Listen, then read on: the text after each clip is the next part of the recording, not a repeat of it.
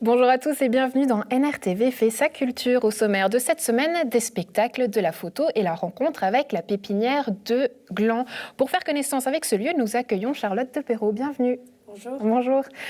Première question pour commencer avant qu'on parle de la pépinière. Est-ce que vous êtes une fan du Petit Prince ? Oui, absolument. Le Petit Prince a bercé en fait toute mon enfance et encore aujourd'hui, je lis régulièrement ces histoires. Super, on voit qu'il pousse à la création Le Petit Prince parce que justement, le Rosier Concert Hall, lui, a décidé d'en faire sa première création. Les 18 et 20 novembre, les secrets du Petit Prince ont bercé le public autour d'une balade onirique. Le Rosier a dévoilé sa première création, Les Secrets du Petit Prince, lors d'une soirée de gala. Sous la forme du conte, le spectacle était porté par le jeu théâtral de 2 personnages, mais aussi poétisé par la voix de la soprano et de la musique d'orchestre.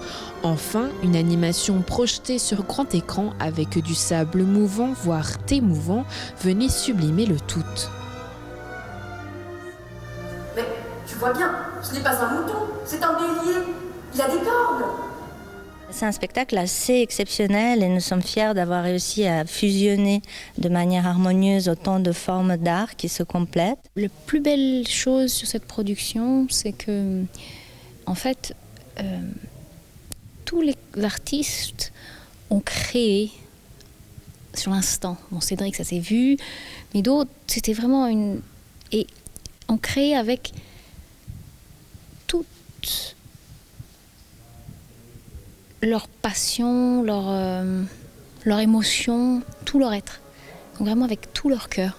C'est le cas de le dire, donc c'est vraiment ça. On sait que dans Le Petit Prince, il y a un désert, il y a du sable, donc c'était un spectacle fait pour vous. C'est vraiment une notion multimédia. C'est vrai qu'il y a un certain public qui a besoin d'avoir plus que juste la musique. Là, on a l'image, on est dans une image live et on crée un film en live avec des acteurs, avec du dessin, avec de la musique. Ça crée des décors, ça peut faire de la narration pour certains passages où il n'y a pas d'acteurs qui parlent, mais nous qui racontons un bout du scénario.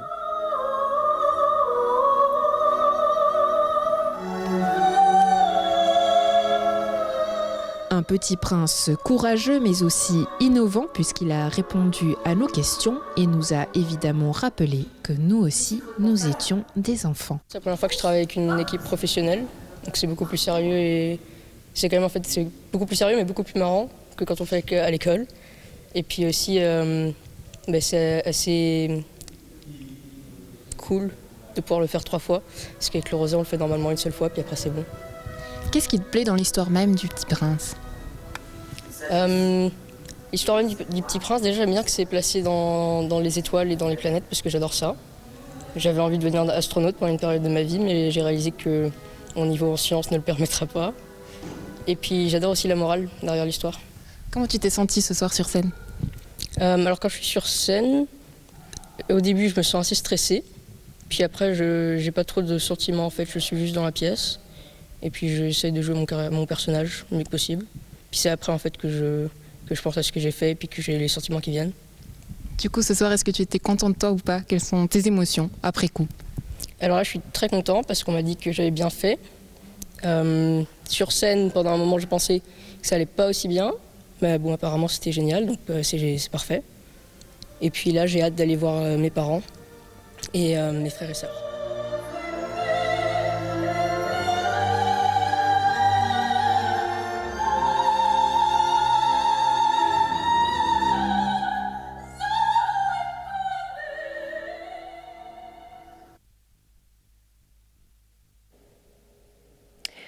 Et si vous avez raté ce spectacle, une occasion de vous rattraper avec une date supplémentaire, le 11 décembre. On reste dans le monde du spectacle, mais cette fois-ci à Nyon, avec l'ensemble choral de la Côte qui a interprété l'œuvre de Carmina Burana dans un lieu un peu particulier puisqu'il s'agissait du hall du collège de Maran.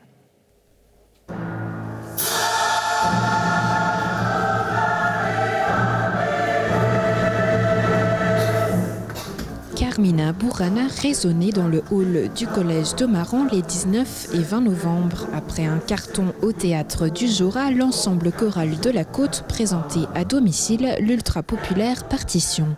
Nous avions 5 percussions c'est le Lausanne Percussion Ensemble qui était avec nous, avec Stéphane Borel, qui a été le compositeur aussi du premier morceau qui a été fait en prélude du Carmina. Et puis nous avions 2 pianistes professionnels, Thierry Herbert et Athéna, qui nous accompagnaient au piano. C'est la première fois que je joue avec ces chœurs-là.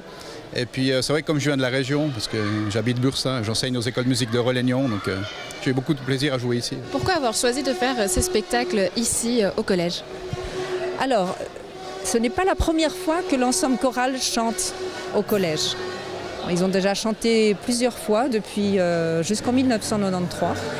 Et l'avantage ici, c'est que non seulement on a quand même l'aspect un peu théâtral, ce collège présente bien, mais surtout l'acoustique. C'est vrai que j'ai toujours joué cette œuvre plutôt dans des théâtres ou des choses comme ça, avec une scène en bois. Et puis là, c'est vrai qu'on est dans un collège. Au tout début, avec mes camarades percussionnistes, on avait un peu peur en fait, de l'acoustique, vu que c'est très haut de plafond. Puis en fait, la résonance est infime, donc ça s'est passé très bien. Finalement, c'est un chouette lieu pour jouer.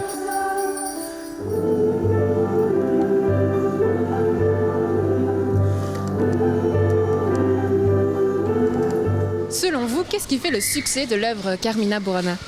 C'est une œuvre qui est vraiment énergique, avec des passages calmes aussi, mais vraiment c'est une œuvre qui me parle beaucoup. Moi, j'adore cette pièce-là. Alors ce que j'ai voulu, j'ai essayé, c'est que ce soit le plus vivant possible, le plus explosif possible, et puis que les enchaînements se fassent pas trop lentement, et que le chœur, comment dire ça, qu'on ait l'impression que c'est un tout et que c'est surtout théâtral, que c'est une œuvre écrite pour le théâtre en fait.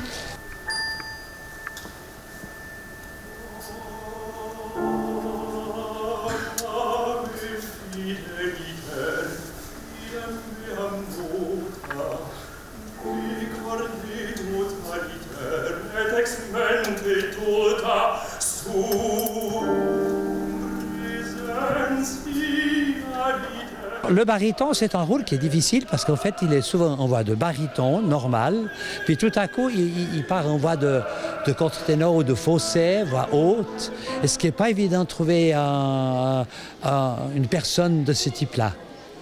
Non, c'était des gens, j'étais gâté, on peut dire. Et la soprane était très joueuse, elle vivait son rôle comme les deux hommes.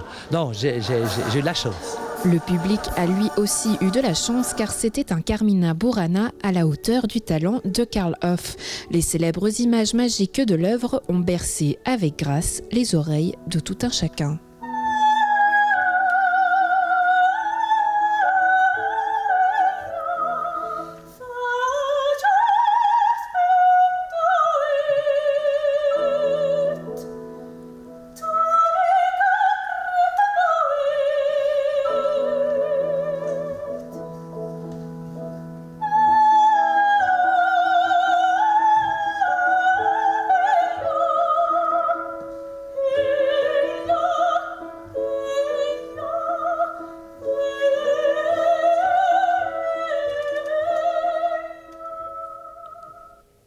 La Suisse et le monde se côtoient au château de Prangin grâce à 2 expositions, le Swiss et WordPress Photo.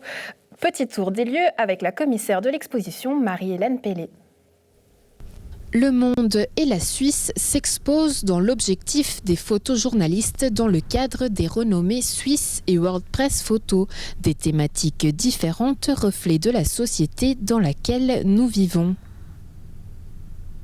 La Suisse paraît quand même aussi un pays encore très préservé quand on pense au reportage qui est très beau graphiquement au niveau des photographies d'Annie Kramp sur cette chasse aux corneilles, le problème qu'on a qui détruisent nos cultures, certes, et donc on utilise des autours pour les chasser, pas les tuer, mais ça me paraît être une préoccupation d'un pays qui peut se permettre de se poser ces questions. On pense à un autre reportage de Peter Clanzer sur un festival de rock en fait près d'Interlaken où les gens aiment se secouer la tête, headbang ou crowdsurfing. Alors on se dit c'est anecdotique, c'est certes intéressant, mais voilà, c'est peut-être pas aussi fort, aussi poignant que bien sûr plein de reportages qu'on verra dans WordPress Photo. Petite fille afghane, de l'autre côté de la terre, jamais entendu parler de Manhattan.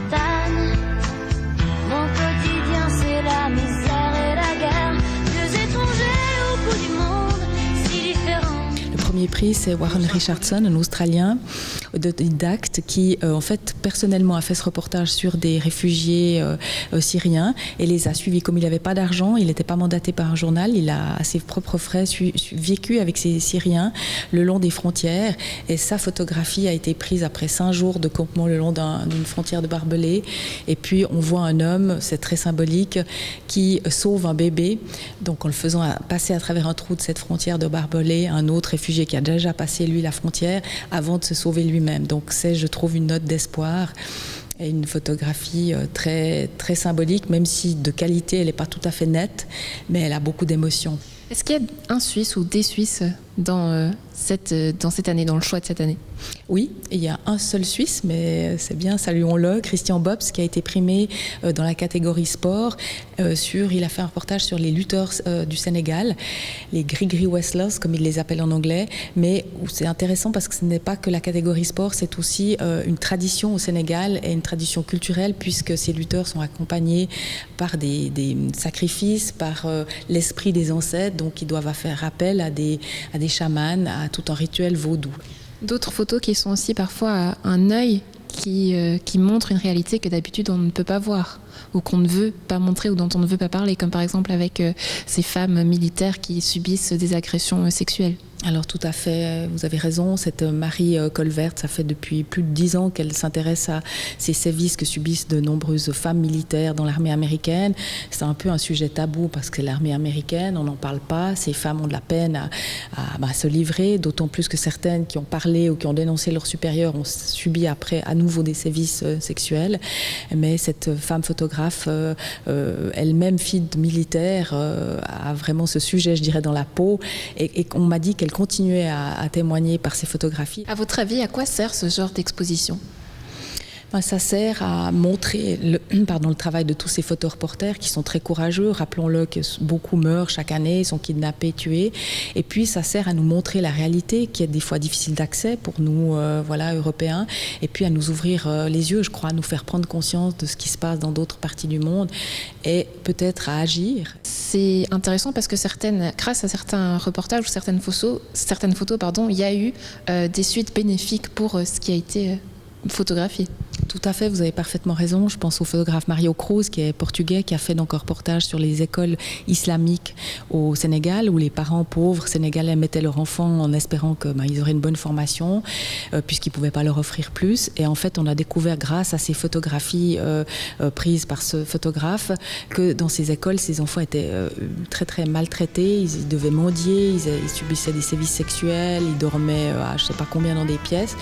Et le gouvernement local a dû faire une enquête et a fait libérer ces enfants de ces écoles. Donc, grâce à ce reportage photographique, on a pu libérer les enfants qui étaient faits prisonniers et qui souffraient beaucoup. 2 expositions à voir au château de Prangin jusqu'au 11 décembre pour le World Press Photo et jusqu'au 26 février pour le Swiss Press Photo. Comme promis, je vous propose de faire connaissance avec la pépinière et c'est avec vous, Charlotte, qu'on va pousser la porte de ce lieu pour en savoir un peu plus puisque vous êtes l'une des membres fondatrices, vous êtes là depuis le début et vous êtes une porteuse de projet. Donc on va savoir concrètement qu'est-ce qu'on y fait dans ce lieu. Qu'est-ce qu'on y fait? Plein de choses. Alors en fait, la pépinière, c'est une ancienne UAPE située à Gland, donc sur la rue de la Dôle. Qui a été en fait reprise par les services de la culture et de la jeunesse de Gland pour pouvoir y proposer des projets à durée déterminée. Des projets surtout artistiques ou culturels, disons-le ainsi. Culturels et aussi sociaux et liés à la jeunesse, justement. Donc il y a vraiment ces 2 services en fait qui proposent un appel à projets pour des projets effectivement culturels. Vous, par exemple, vous êtes une porteuse de projet, vous l'appelez comme ça, donc qu'est-ce que vous y faites concrètement ? Alors moi, en fait, j'ai commencé à proposer un projet pour proposer des cours artistiques dans un atelier qui s'appelle La Barque. Et puis, j'ai aussi proposé le Cercle des philosophes, qui est en fait un instant où on échange autour d'un sujet proposé par les participants eux-mêmes. Et puis, l'idée, c'est de pouvoir se rencontrer dans un espace d'échange, d'écoute. Tout le monde est bienvenu. voilà, c'est assez libre. Donc, c'est un échange justement entre les artistes, mais vous souhaitez aussi en faire profiter la population, je crois. Oui, alors là, je vous ai parlé de mes projets. Après, c'est vrai qu'il y a quand même une grande richesse et diversité dans ces projets. Il y a aussi des ateliers théâtre, un parlement des jeunes qui s'est créé. Il y a une exposition photo. Les pépiniéristes sont aussi des mamans qui proposent en fait des goûters ouverts les mercredis pour la population. Active Action est aussi un projet d'insertion sociale qui est en fait ouvert les lundis. Il y a des tricots brunch qui ont lieu. Donc effectivement, il y a en fait vraiment une richesse, une diversité. Donc tout le monde peut trouver son bonheur, disons-le ainsi. Bon, concrètement, c'est une maison avec plusieurs espaces communs, des salles où il y a plusieurs lieux où on peut justement suivre ces activités. Mais quelle est l'ambiance qu'on y retrouve dans cette pépinière ? Alors justement, ce qui est intéressant, c'est que comme il y a beaucoup de diversité dans les porteurs de projets, des âges très différents, etc., il y a quand même une richesse en fait au niveau de l'ambiance du lieu. On sent le côté artistique, on sent le côté jeune. Et puis comme c'est une ancienne école, ce qui est très intéressant, c'est qu'il y a différentes classes en fait. Et chaque classe est définie pour un univers. Donc il y a la salle des arts vivants, la salle des arts visuels, la salle du Parlement des jeunes, la salle pour Active Action. Il y a des espaces communs qui sont justement des espaces aussi proposés pour tous. Et des toilettes jungle. Elles ont beaucoup de succès, je crois, ces toilettes. Les enfants, ils aiment bien y aller. Il paraît, ouais. En tout cas, ouais, ça vaut la peine de venir voir la pépinière. C'est un peu la maison du bonheur. Vous me disiez justement tout à l'heure que c'est un peu une grande famille et vous souhaitez qu'elle s'agrandisse, que les gens osent pousser la porte. Parce qu'aujourd'hui encore, on peut dire que vous souffrez un peu de l'image que les gens prétendent que c'est un squat. Alors, je ne crois pas qu'on en souffre parce que quand on pense qu'on a commencé en fait la rénovation de ce lieu en janvier, ça fait même pas une année. Et quand on voit aujourd'hui en fait ce qu'il est devenu en une année, simplement par l'entraide et la motivation bénévole de chacun, on est plutôt très content. Et puis évidemment, on sera ravis de pouvoir accueillir des nouveaux membres de la famille. Maintenant, par rapport à cette notion de squat, l'espace extérieur n'est pour l'instant pas encore tout à fait investi, mais c'est un projet qui est en train de se mettre en place. Et puis voilà, on aimerait vraiment pouvoir proposer quelque chose d'accueillant, ouvert à tous. Vous qui êtes une membre fondatrice, pourquoi vous pensez que ce lieu est important pour la ville de Gland ? Oula, pour plein de raisons. Mais pourquoi est-ce que vous tenez à cœur de le défendre, finalement ?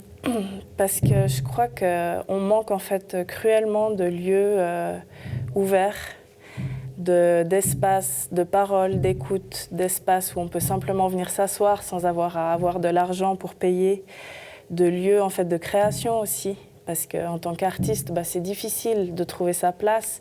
En tant que jeune aussi, il y a beaucoup de préjugés en fait.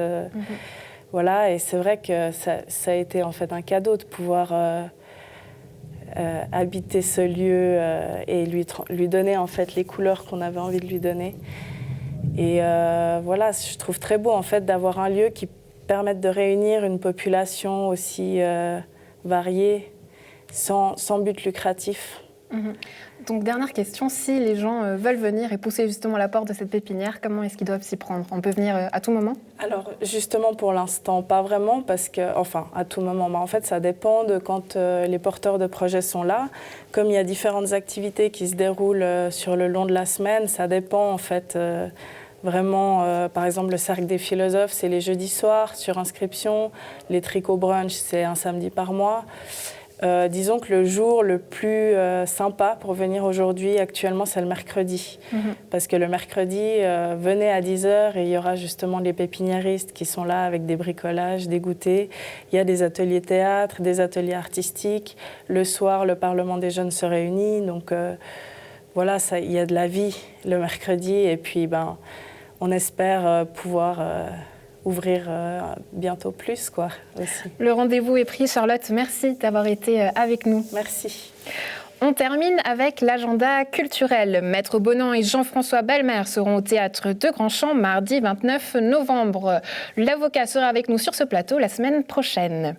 Le Chœur Cantabile propose 2 concerts les dimanches 11 décembre au Temple de Rolles à 17h et dimanche 18 décembre au Temple de Copé à 17h. Musique toujours et métal avec la 9e édition du Neons on Fire Festival le samedi 26 novembre. À l'usine à gaz, 8 groupes seront présents pour faire partie de la fête. Impossible de rater l'inauguration du temple qui aura lieu ce week-end. Tout au long du week-end, vous pourrez profiter de plusieurs festivités. Enfin, ne ratez pas le gala gymnique à la salle du Rocher les samedis 26 et dimanche 27. Les enfants vous emmèneront jusqu'au pays de Walt Disney. Quant à moi, je me réjouis de vous retrouver dès la semaine prochaine pour de nouvelles aventures culturelles. D'ici là, portez-vous bien.